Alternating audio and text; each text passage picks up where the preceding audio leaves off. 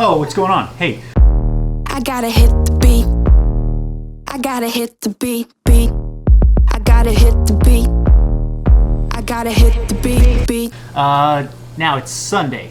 The delivery of the Imperfect Produce box came on Wednesday. And that means Sunday for us is meal prep time. Trying to get ready for a busy week ahead. Got kids we gotta move around. A lot of moving parts in this household. My wife is working full time. I'm trying to train, but mostly coach, run our business. And while I really love the idea of cooking every single meal to order, it doesn't always work out that way for us in that we have enough time to do that. And so having some basic staples and some things prepared ahead of time helps a ton during the week for me and for my wife. So what I'm going to show you is how we're going to take those Imperfect Produce vegetables, things that we got from the box that I opened up and showed you, and I'm going to show you how we turn it into some kind of food prep or meals that are ready for the week that don't take a ton of work on Sunday but set us up for success. So these are not necessarily meals that are totally completed, like ready to eat. We might have to add a couple ingredients the day of, maybe add a little bit of oil, maybe add a sauce, maybe add a piece of fruit, some butter, some macronutrient that we're low in for the day, but this is how we get the basics going. So I'll do some meat prep or some protein prep. I'll show you what kind of things I have going on right now in the kitchen. Mind the mess. It totally feels like this every Sunday. It's kind of chaos for a little bit, and then it gets really, really clean, and we all feel really, really proud of ourselves because we got meals ready to go for the week. We're organized for what's going to come, and we don't have to think about it too much. When I don't get this part of the week done, it makes the rest of the week stressful. It doesn't mean that I miss meals or that I don't eat quality food if it's not prepped. It just means that I put more time, thought, and energy into it on the day of, which takes away from focusing on the family, focusing on myself, taking much deserved time or needed time that I have in my day to balance myself out. So without further ado, let's get right to the veggies, okay? Now, this is what you saw basically me pull out from the box the other day. There was bok choy, there was zucchini, there was cauliflower. Buried in here, there's some broccoli. What I'm about to do is chop up all of this stuff and probably separate it out by vegetable. I might mix a couple together that actually stir fry or saute well together, and have them either in a big bowl or in a couple Ziploc bags that I could pull out at any point in the week if I wanted to make something quickly. Or what I'll actually end up doing today is I'll stir fry a lot of this and I'll separate it out into glass, Pyrex is the brand, but glass containers that have airtight seals on them. I get the question so frequently, hey Marcus, how long do your meals last when you prep them in the fridge? Well, if you go with cheap plastic containers that have very loose seals on them, they're not gonna last as long. Remember, moisture and oxygen and air, things like that getting into your meals, it's what's gonna make them go bad. So if you get these glass containers, if you're smart about how you prep your food ahead of time and you don't leave too much moisture in there, if you keep an airtight seal on it, they can last for days. I actually have some of these meals last all the way till next weekend. I don't recommend that if you can avoid it. I think 2 meal prep days per week is plenty and a great idea to get you about 3 to 4 days worth of meals at a time that you can grab and then supplement in with quality things that are sitting around, you know, your kitchen. Oranges, grapefruits, those are things you don't have to prep. You can just grab on the go. Maybe it's a handful of cashews or some nuts, some nut butter, you know, other staples that you're gonna have in your pantry to fill in between the meals. But today we're gonna prep out about 5 days worth of meals. They are going to last fine and they're gonna taste great by next Friday. We reheat things in the microwave. I haven't found a better way to do that, and for the convenience and the time that we save in being able to prepare ahead of time, it's well worth it in my opinion. So let's get down to it.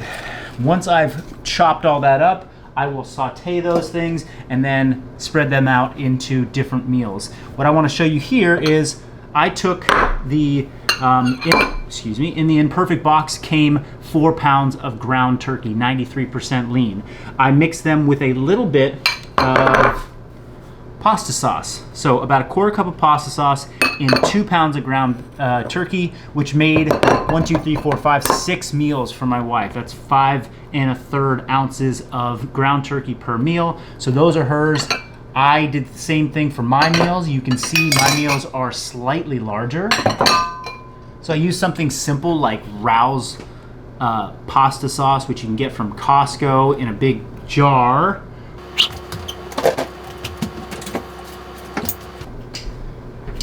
Okay, speaking of Rao's homemade marinara, here it is. And let's see, the ingredients are peeled tomatoes, olive oil, onions, salt, garlic, basil, black pepper, oregano. So pretty simple ingredients. What I love about this pasta sauce or this marinara sauce is that there's no added sugar in it.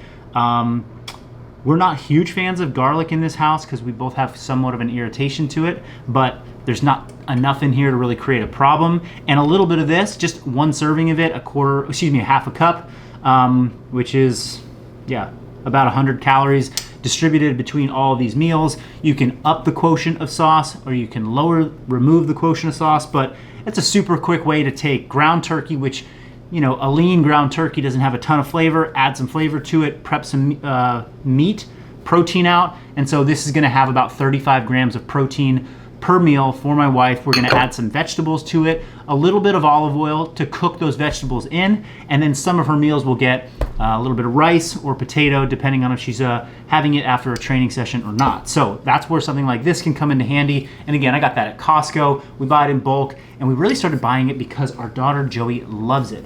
Now let me show you something else that I made for Joey. The question I get is, do your kids eat the same thing as you? And the answer is no, not completely. But Joey loves ground turkey with peas, corn, carrots, green beans, and a little bit of the Rao's marinara sauce. So again, this is not like a plug for only Rao's. Just find something that doesn't have a lot of sugar in it, doesn't have a lot of added extra stuff in it as well. And then this, I made two batches of this. This one I'm actually going to freeze for her because she might not make it through that for a few, that could be like 3 or 4 days worth. This might last the whole week because she's eating a lot of other things as well. So this one is actually going to get sealed tight. Remember, glass container, airtight. I'm still letting it cool off, but this will go in the freezer. And then I have another one that she's going to eat this week. So that's food prep tip. And essentially she's eating something very similar. Let me show you the vegetables that I actually am using for her. I mentioned we get a lot of our stuff from Imperfect Produce every week. I also shop at Costco through Instacart, and the Kirkland Signature brand organic frozen vegetables, this one in particular, as well as there's another one called the Normandy Vegetable Blend. I find them to be actually really high quality. They taste great. Once they thaw out, they're super fresh. They're not mushy, and she really likes these. So in a pinch, if I'm trying to make a meal quickly for myself, or she wants, some vegetables in her dinner, bam, this works really well. So again, grab yourself some of that. Okay, moving on. I actually have two things going over here in the InstaPot and the air fryer. So what I'm going to tell you, because I can't really move this that well, but as you can see, whoa, that is so hot. Oh boy. Let's see if we can get this thing up here on the deck without hurting myself. Okay, whoa. All right. This is an InstaPot. This is I want to say it's actually made by the brand InstaPot, and there are other brands out there that make a similar featured electronic driven pressure cooker. Okay, this thing has a airtight lid on it. It lets off a little bit of steam, but essentially this thing clamps down, and when you heat up the vessel, it creates a ton of pressure inside, which gets it to go really, really hot and cook things a little bit faster. So I'm doing a pork butt, a 4-pound pork shoulder or pork butt from Butcher Box. I put a number of seasonings in there, threw it into the InstaPot, cranked it up to high pressure, and this is actually going to go for about an hour and a half to an hour and 45 minutes. When I take it out, it is going to be, fork tender. It's going to basically break down into a shredded pork situation, which I'm going to break up. And if you followed any of my recipes on my stories on Instagram, you'll know that I make a pork citrus, pork coconut brothy soup, and this is what that's going to end up looking like. So this is a very, it's a relatively high fat meat, unlike this, which is very lean. So a high-fat meat like pork butt mixed with some coconut milk, that's going to be a high-fat, high-protein meal for me on the low-carb scale. But it's super delicious. There's a ton of flavor, and the Butcher Box pork I've found is really high quality. They raise it, feed it correctly, and so it's quite good. So I'm gonna gently put this back over here, try not to burn myself. It's relatively safe, actually, if you're unfamiliar with pressure cooking. It just, because there's a lot of pressure in there, it can spit out some steam and some hot little droplets of water, which can get a little sketchy. So other things that we use the InstaPot for. Making rice, although we have a rice cooker that's actually a bit better at making rice, so I don't use it that much for making that. The steam feature on there is awesome. We will, in the summertime when there were artichokes in season, my kids loved artichokes, so we popped 2 artichokes in there, turned it onto the steam feature, and within 15 minutes they were perfectly cooked, which is great because we could leave it in there, leave the house, go do something, and not have to worry about something boiling on the stove, steaming on the stove. So InstaPot's great for that. It has a porridge feature, it has a cake feature, it has an egg feature, it has a yogurt feature. I use it for the slow cook on there. If I'll put in a meat that has a lot of connective tissue that I don't need to cook really fast, I'll put it on slow cook and let it cook for like 12 hours overnight. So that can take the place of a crock pot for you. I love the features of that, and I think it's definitely a staple to have in the house. Once you've mastered the stovetop, you've mastered the grill, and you've mastered the oven. All right, moving on to some other meat that I prepped. This, again, is another simple dish. This right here is from Butcher Box again. We order from Butcher Box to get some of our meats, but these are chicken thighs. Chicken thighs that are extremely simple in their seasoning. Salt, pepper, and just a touch of olive oil in the pan. I love cooking chicken thighs, boneless, skinless, in the pan like this because it gets a really nice crispy edge to it, and I like that. My wife likes it in particular. These chicken thighs are going to be for her. So there were 2 pounds. That was number 1. There's number 2. 2 pounds of chicken thighs that were cooked on the stovetop in the pan.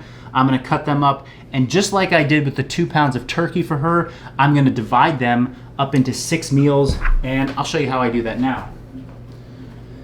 So you have this really awesome cutting surface.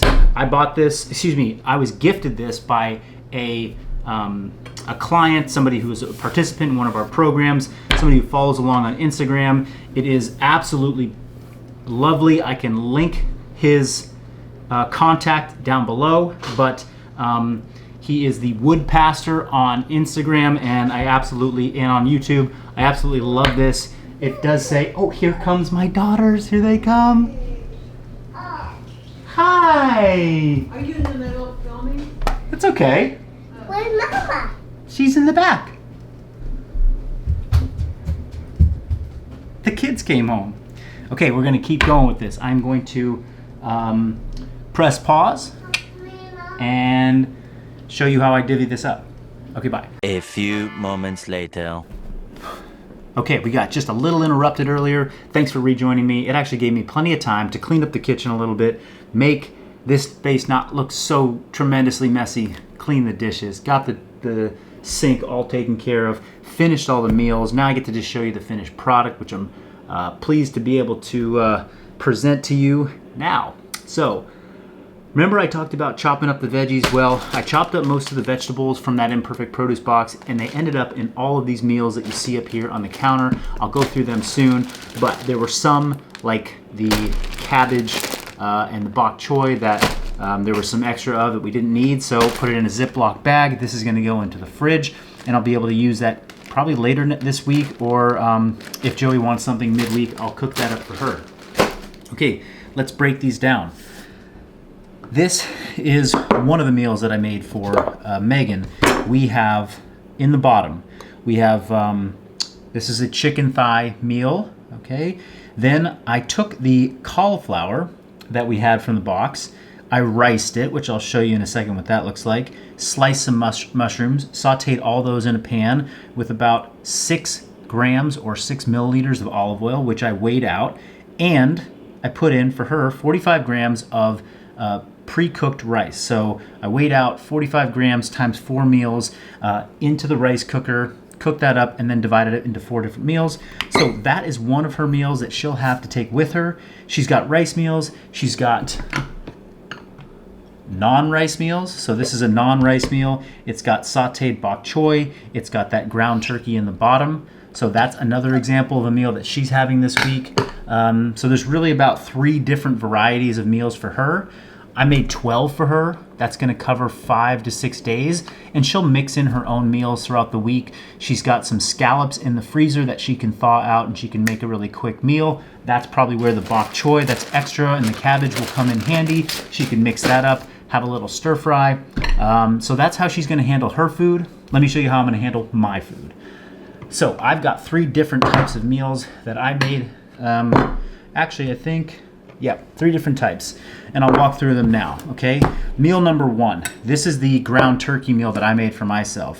This is about 13 ounces of pre-cooked ground turkey, 93% lean.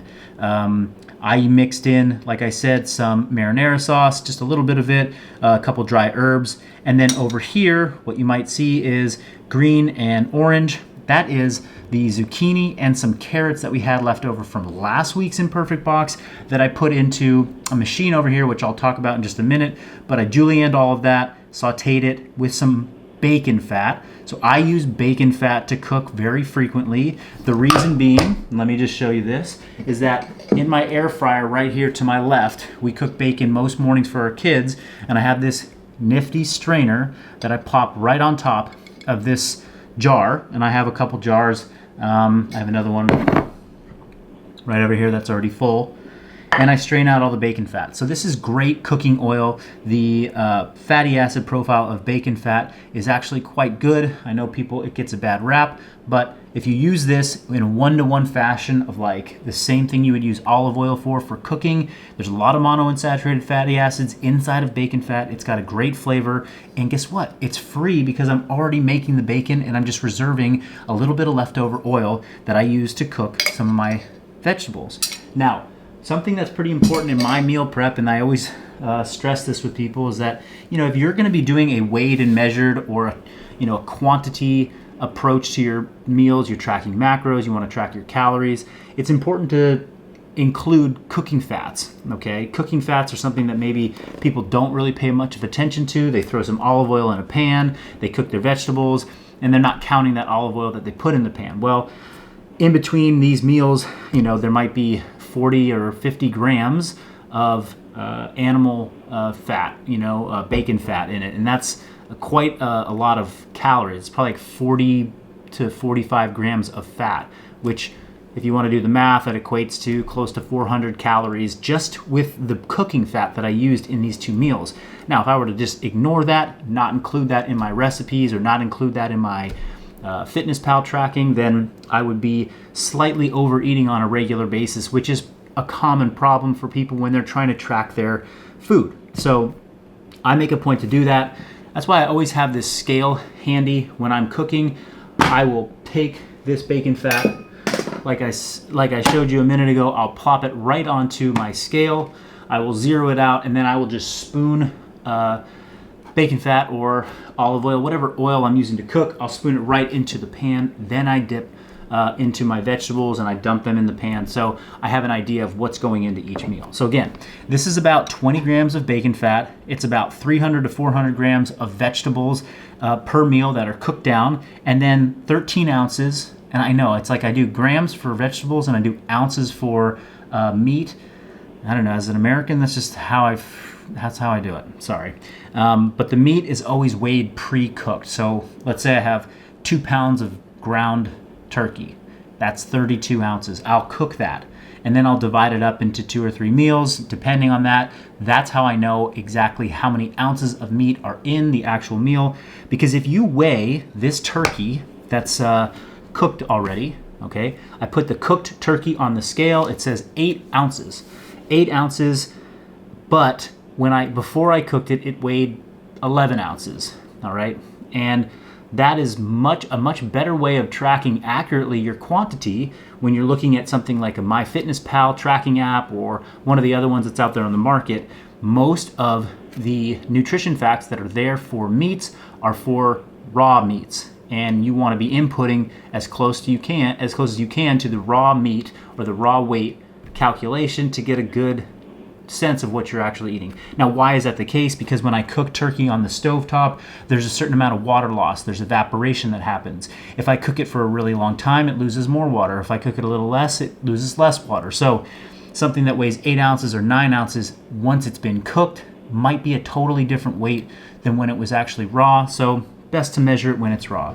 Okay, that's one of the meals that I have.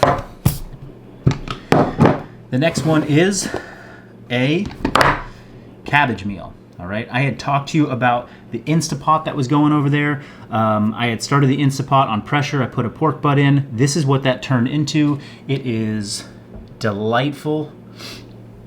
It smells so good. The seasonings on this were just paprika, tamari, which is a gluten-free soy sauce, a little salt, a little pepper, and a little lime juice. That was it. And then the cabbage in there, same deal. I cooked it on the stove, about 400 grams of cabbage, about 20 grams of bacon fat. So this is a heavy protein, high fat, very low carb meal right here. And the last one was relatively low carb too. Now, I will have carbohydrates throughout the week, depending on whether I'm training more or less or going for a long bike ride. Those I don't cook and prep out prior to and put them in my meals like my wife. I will have those on the day of. I'll slice up some potatoes, I'll throw them in the air fryer, and then I'll have them with my meal. Or I'll have some fruit. Or I might have a gluten-free pancake for breakfast or oatmeal, something like that. So that's how I handle my carbohydrates. Most of my meals do look low carb and high fat, but that's just a relative thing because I don't put my carbohydrates with my meals to start the week. I just find that if I put rice in here and it's there for 3 days, it's just not that satisfying to eat when I actually get around to eating my carbs. And I really love carbs, so I'd much rather take the time to prepare them day of and make them taste exceptional. All right, the last meal that I have, there was a bunch of smoked turkey that was sent to me by a friend, Nick Massey. Thank you for sending that. I took about 10 ounces of smoked turkey breast and I chopped it up. And then additionally, I put chopped romaine, chopped cucumbers, these cherry tomatoes, and then julienne carrots. I'll get to talking about how I prepped all that, but most of this was chopped with just a knife. Okay, chef's knife. And then I use the food processor over here to help me with some of the other vegetable prep. So that is going to get a dressing that I will make. I have had dressings that I've posted before, but it'll be a simple vinaigrette, maybe with some Parmesan cheese that I'll slap on there. And I'll take that in a separate jug that I'll pour over this when I actually go to eat it. So I've got 4 of those meals. I've got 4 of the pork butt meals, and then I've got I think 3 of the ground turkey meals. So it turns out that I ended up having smoked turkey and then ground turkey and pork. I usually like to get 3 different types of animals in a given week so that I can rotate them every few days. But that's what I'm working with today. Okay, let me go ahead and transition to one more piece of equipment that I didn't get to show you earlier, and that is